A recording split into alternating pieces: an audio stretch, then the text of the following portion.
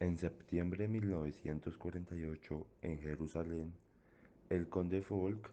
mediador de las Naciones Unidas en Palestina, y otros miembros de la misión de las Naciones Unidas del mismo país fueron asesinados. La pregunta del caso, o la idea central, se desarrolla en si tenía capacidad las Naciones Unidas para interponer una demanda internacional contra el Estado responsable con el fin de obtener una reparación por los daños causados a la organización y a la víctima. De aquí se desarrollan dos ideas y es, la primera, si se responde afirmativamente a esta pregunta, se pregunta además de qué manera la acción adoptada por las Naciones Unidas podría conciliarse con los derechos que puedan poseer el Estado del que la víctima sea nacional. Y por otro lado,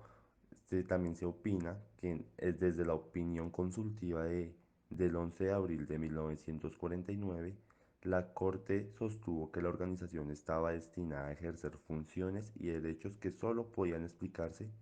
sobre la base de la posesión de la gran medida de personalidad internacional y la capacidad de operar en el plano internacional. Bueno, después de todo esto, vemos cómo la organización sí tenía la capacidad para presentar una reclamación. Entonces, esta reclamación y esta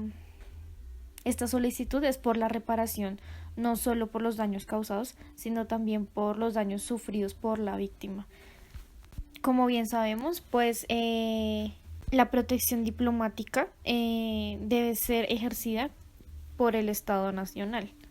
Así que, como lo he dicho, la Corte pues declara esta reparación,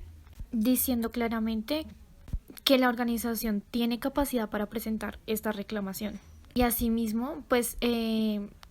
con un carácter de acción pues de reparación del daño que se había causado.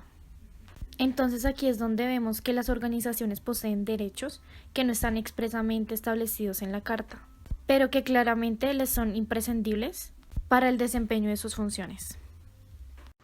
De acuerdo con el argumento de mi compañera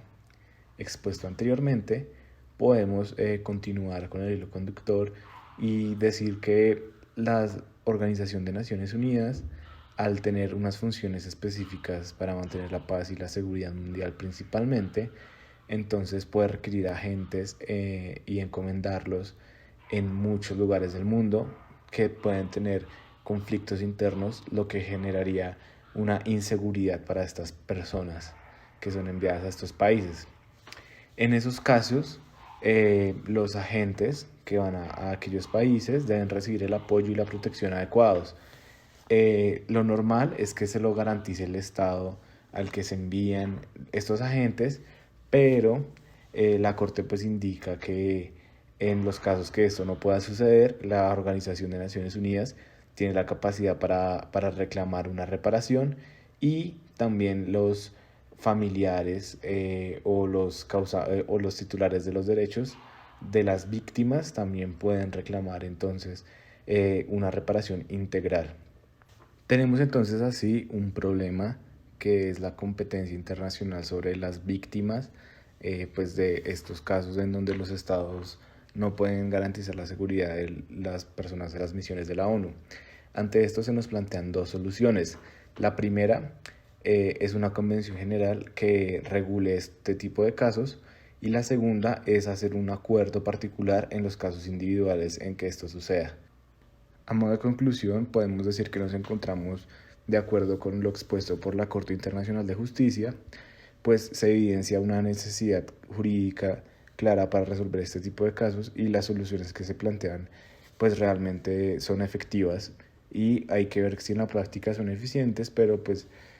nosotros creemos que sí serán eficientes porque la ONU es un organismo transnacional que tiene, digamos, la capacidad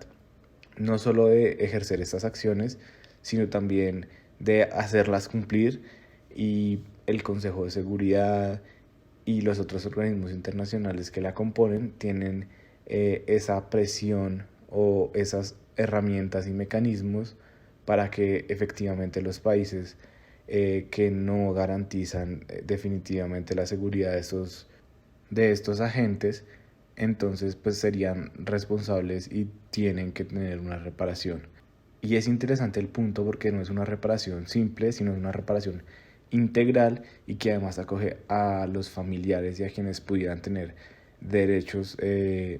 o expectativas en relación con la víctima.